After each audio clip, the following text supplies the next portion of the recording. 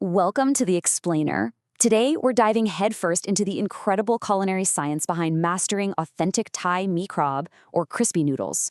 We are going to take what is notoriously a pretty tricky dish and break it down into a simple, repeatable science. We'll cover the exact structures and techniques you need to pull this off flawlessly. So let's just get right into it. You know that feeling when you make crispy noodles? They're perfect for like 5 minutes, and then boom, they turn into this soggy, sticky brick just a couple of hours later? It's honestly the most frustrating pitfall for beginners.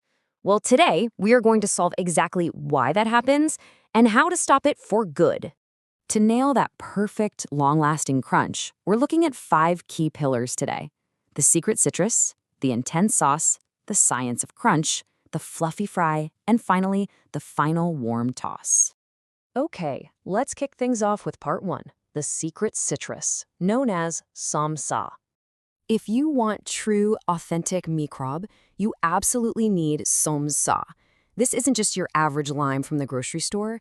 It's a Thai bitter orange, and it has this incredibly complex aroma that sits, well, perfectly right between a pomelo, a kaffir lime, and a sweet orange. Having a specific aromatic foundation is absolutely non-negotiable for the real deal. But you've got to be super careful with the prep here. You only want to shave off that paper-thin green zest on the outside. Avoid the white pith at all costs. Honestly, even a little bit can ruin your entire wok with this awful bitter taste. You'll want to extract the fresh juice for the sauce, but carefully save all that beautiful green zest for the very final step. Moving right along to section 2, crafting that intense, 100% concentrated sauce. This sauce is pure concentrated flavor, and the seasoning proportions are completely key. Sweetness really has to lead the charge here, built on a foundation of palm and white sugar. That sweetness is then immediately followed by a deep, rich sourness from tamarind paste. Then, that Som Sa juice we just talked about adds this bright, fragrant citrus tang, and finally, pickled garlic juice rounds the whole thing out with some beautifully complex umami notes. So to actually build this masterpiece, you'll start by frying up some shallots until they're perfectly golden. Then you scramble an egg right in the pan. But here's the trick. You keep cooking it until it is totally dry to create that essential texture. Mix in your sweet and sour liquid base, but keep the fish sauce to an absolute minimum. You really don't want excessive saltiness overpowering all those delicate flavors.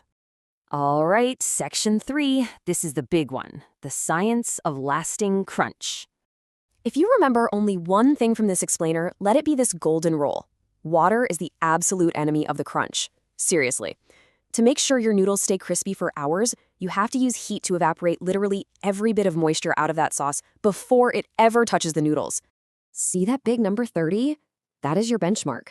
It takes roughly 30 minutes of continuous, low-heat simmering and stirring to properly reduce the sauce and force all that hidden water to evaporate. It takes patience, but it's so worth it. So how do you actually know when it's lost enough moisture? Well, if the sauce is thin and just sliding right off your spatula in rapid drops, you're not there yet. Keep going until it becomes incredibly thick, super sticky, and heavily coats the spatula without dripping off easily. That's when you know you've nailed it. Now here's a crucial pro tip. Wait until that sauce is fully reduced and the heat is turned way down or even totally off before you add in that Som Sa zest we saved.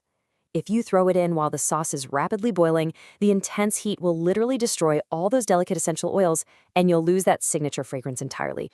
Next up, section 4, frying up those incredibly fluffy golden noodles. Listen, oil temperature is everything for this step. If you drop dry noodles into warm or cold oil, congratulations, you've just made hard, soggy, completely inedible sticks. Your oil must be smoking hot. I mean hot enough to literally see heat lines rising straight up. When the dry noodles hit that intense heat, they'll instantly puff up into this amazing, airy, crispy cloud. So, follow these rules exactly for the perfect fry. First off, absolutely do not soak the dry vermicelli in water beforehand. Drop them entirely dry straight into that smoking hot oil. You'll watch them instantly expand, and then, you gotta be quick here, scoop them out rapidly before they turn brown and burn. Oh, and we can't forget the garnishes. Your cashews, the kaffir lime leaves, those dried chilies, they all need to be fried separately and over very low heat. This keeps their vibrant colors intact and avoids any bitter, burnt flavors from ruining the dish. Finally, we've reached section 5, the final warm toss. the grand assembly. Remember that ultra-thick sauce we spent 30 minutes reducing? Well, when it cools, it becomes seriously stiff. So before you start tossing, you must gently rewarm it over very low heat. This makes it completely malleable again, allowing it to coat your super fragile noodles without just crushing them to dust. Once it's warm, go ahead and add those amazingly fluffy noodles right into the sauce.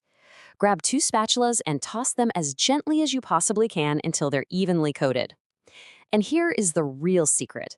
You have to pack them into your containers immediately while the whole mixture is still nice and warm. Whatever you do, do not just let it sit there. If you let those sticky-coated noodles cool down inside the pan, the sugars are going to set completely. It will literally turn into an unbreakable, giant, solid brick that you just won't be able to portion out at all. But if you get all these steps right, the payoff is absolutely stunning. We're talking fluffy, deep golden, crispy noodles, maybe with that traditional hint of red food coloring if you like, gleaming with a beautiful sweet-sour glaze, and perfectly topped off with roasted cashews, crispy kaffir lime leaves, and those vibrant dried chilies. It's just a masterpiece. So there you have it. You now know the exact science to lock in that perfect, long-lasting crunch, the secret to that 100% intense sauce, and the magic of Som Sa. The only question left is, what toppings are you going to choose when you create your own ultimate Mee Krob at home? Thanks so much for joining us for this explainer, and we will definitely see you next time.